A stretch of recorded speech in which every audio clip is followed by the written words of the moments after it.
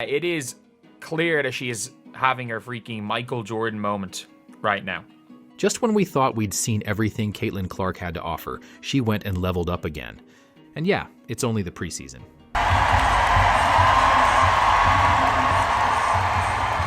The hype around Caitlin Clark's return to Iowa City wasn't just big, it was deafening. 15,000 tickets, gone in minutes.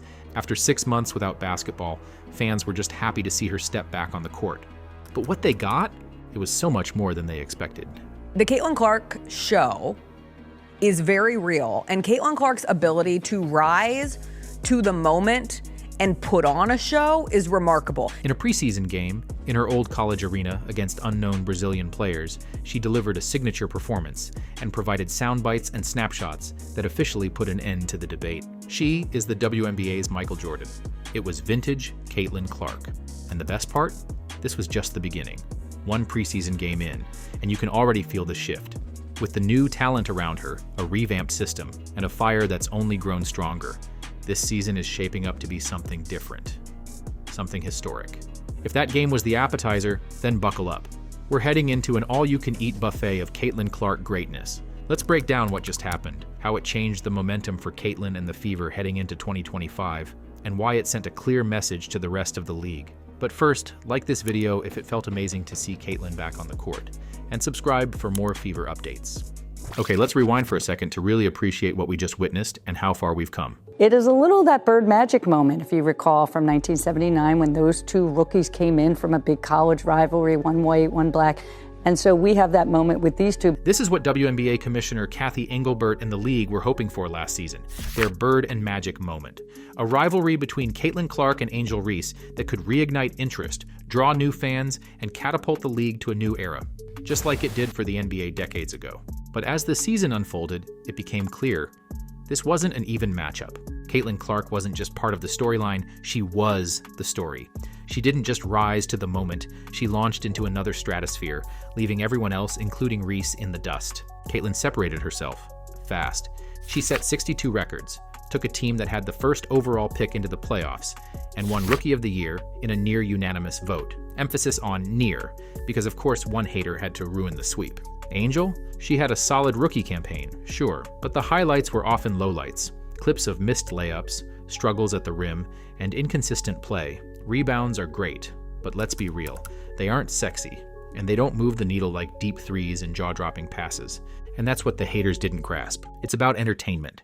Picked up now by Dee Richards as she's into the ball game. Richards on the floor. Clark, the step back three just below the logo. Fans want to see highlight reel plays, things no one else can do. The deep daggers, the impossible passes, the moments that make you jump out of your seat. That's what Caitlin Clark delivers every single night. She brings the energy, she brings the crowd to life, and most importantly, she elevates the sport. It's not just about stats, it's about aura.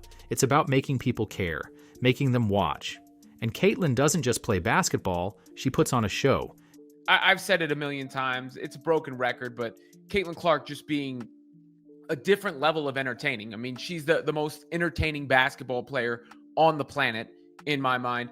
And the old guard just couldn't deal with it. When Caitlin was leading the league in assists as a rookie, they said she wasn't dominating. When she won Time Athlete of the Year, they asked, why couldn't they have put the whole WNBA on that cover? When she got 41 national broadcasts, they complained that it was kind of crazy. I mean, it doesn't have to be where you're taking games away from Indiana, but I think you can raise the level of TV games for the other teams as well. They missed the point entirely.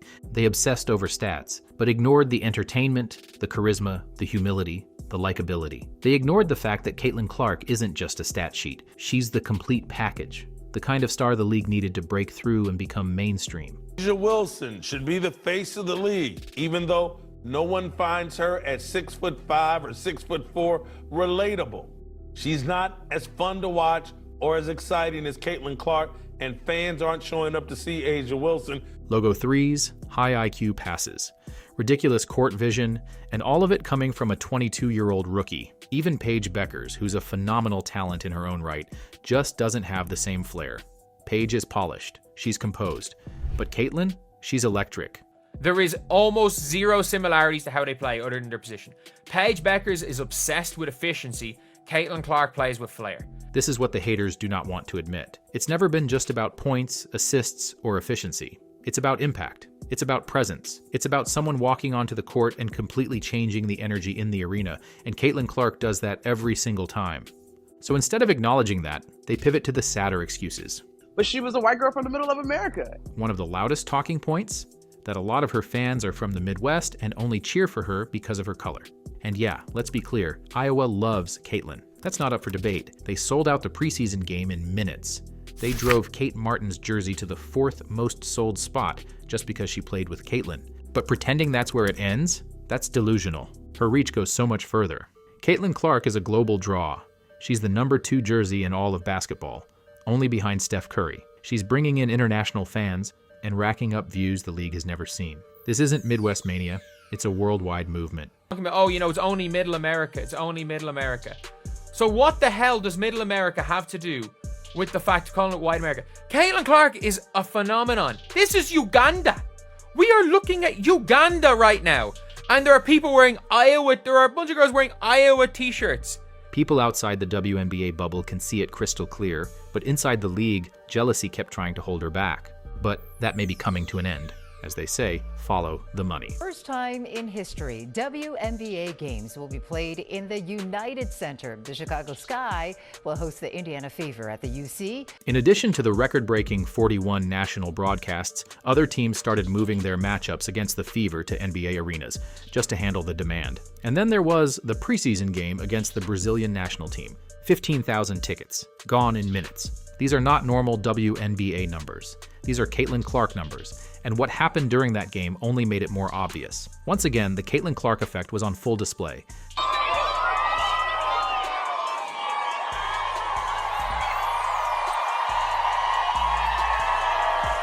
This was a preseason game against a team most fans couldn't name a single player from, but that didn't matter.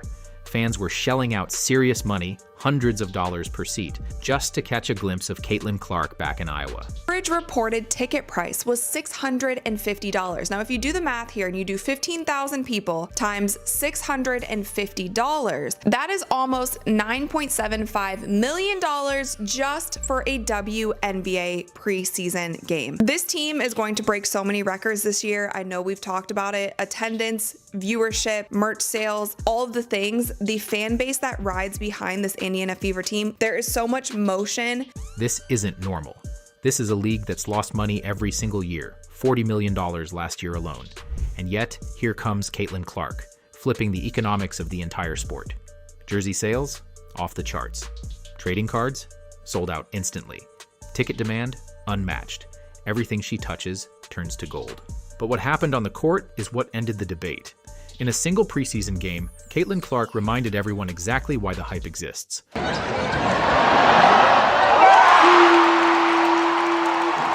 That's a logo 3, from 36 feet, in a preseason game. And just like that, the internet exploded. 30 seconds left in the third quarter, right before Caitlin Clark was about to come out of the game and be done for the night, she hits her signature logo 3 from 36 feet. Yes, I said it. 36 feet. She was actually behind her signature logo that was on the court. Fans came to see Caitlin Clark. And what does Caitlin Clark do? Pulls up from the logo for her first 3, and then ultimately her last 3 of the game is the one right behind her number 22 logo on the court. Like, she is that girl. A shot from outside your own logo is one of the most badass things ever. This was an iconic moment. Caitlin Clark drilling a 3 from behind the very spot where she broke the NCAA scoring record. The crowd absolutely lost it. Goosebumps, screaming fans, chills. Yeah, it was preseason, but it was special. It was a full circle moment, a reminder of why everyone loves Caitlin. Her flair, her poise, her ability to rise to the occasion, even when the occasion doesn't technically count. And most importantly, it was a tone setter, a warning shot to the rest of the WNBA. She's not just back, she's better. The game itself, total domination. It was a blowout from the jump. Brazil never stood a chance. But what happened after the game? That's when we got the Jordan moment.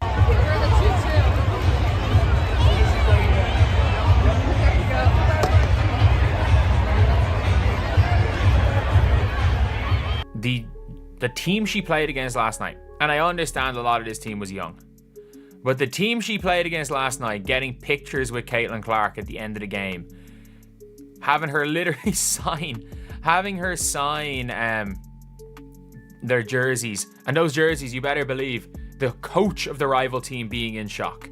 Like, this is the dream team. This is the dream team. It is like, that is what it is. It is the craziest thing in women's basketball, and this is the Michael Jordan show. The entire Brazilian national team treated Caitlin Clark like a rock star. After the game, they were lining up to take pictures with her, asking for autographs, smiling like they'd just met their hero, and honestly, they had. This wasn't some awkward, forced display of sportsmanship. It was genuine admiration. The respect was there from the jump, and it never let up. And it wasn't just the players. Even their coach was caught on mic during the game, and what he said perfectly captured the moment.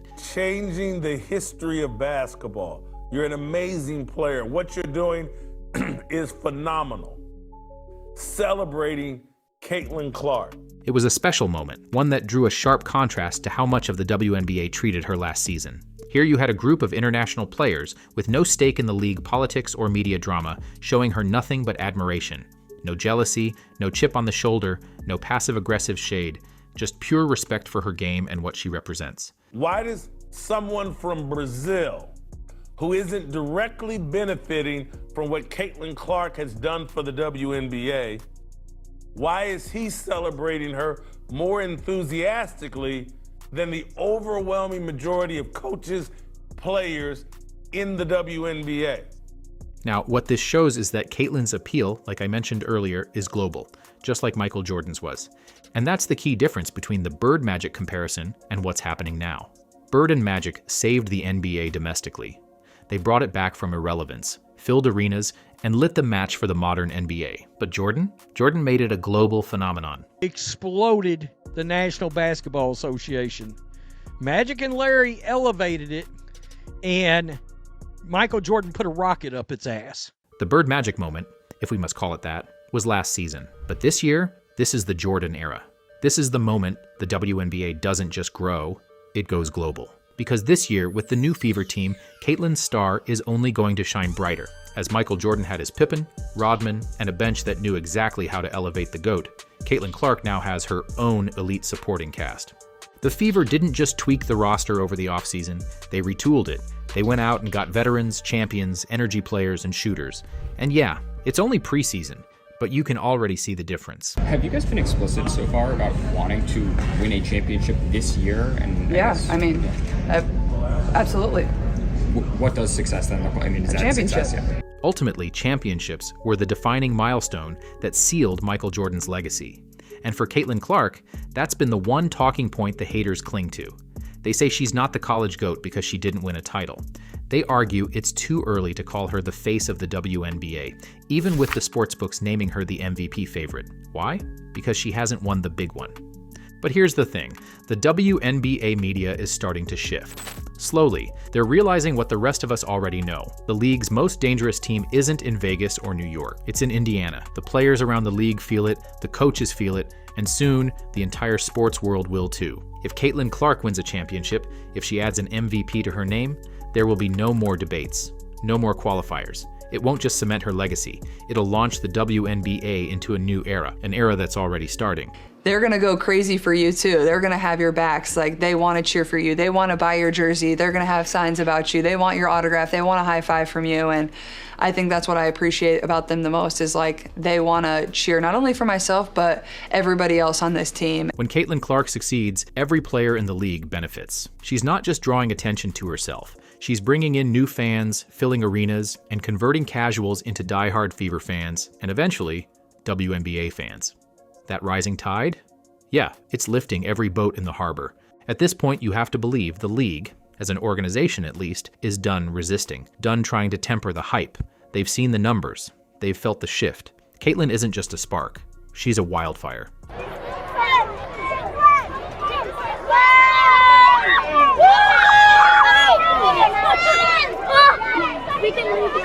The future of the WNBA is here.